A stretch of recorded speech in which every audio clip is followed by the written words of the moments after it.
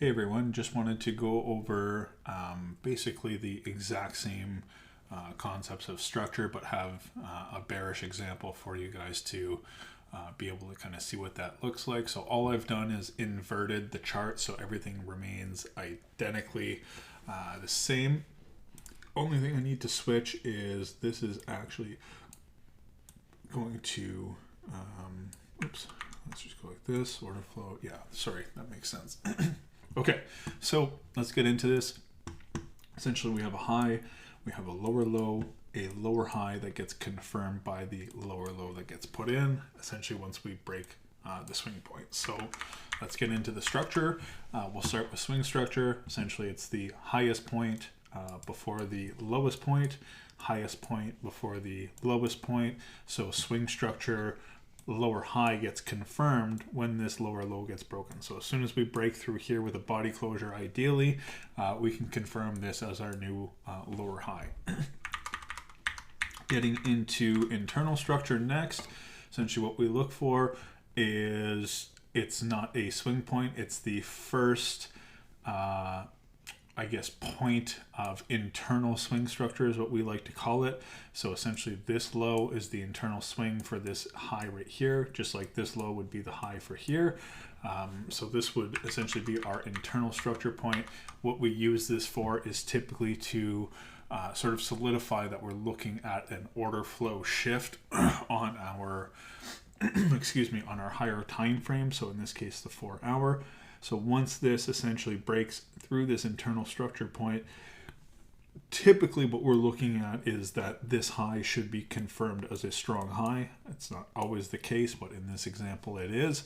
So internal structure breaks here. Internal structure is the lowest point before the pullback that pushes us through and breaks substructure.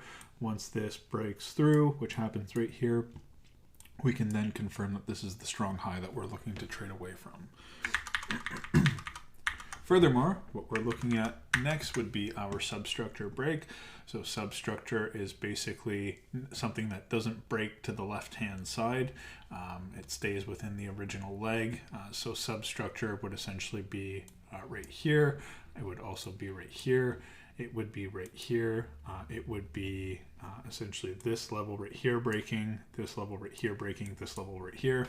So it's the most insignificant in relation to reversal patterns, but it can be very, very lucrative when you use it to be able to get into continuation patterns. So substructure break comes up, matches the high, substructure break comes in, matches the high, substructure break, same thing, right? So we typically would use substructure breaks in a pro-trend state to be able to get into continuations and scaling into positions.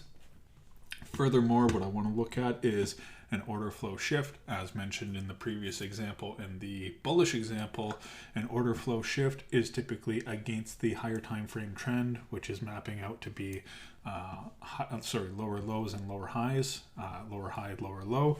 So when we shift against the higher time frame order flow, which is bearish in this case, we call that an order flow shift.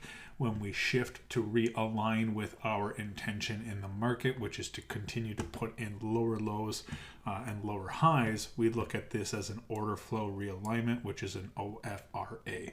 So all that to be said, this is basically what we would look at just with a bearish tone in the market to be able to actually visualize these things and be able to possibly take a screenshot of this to reference at a later date.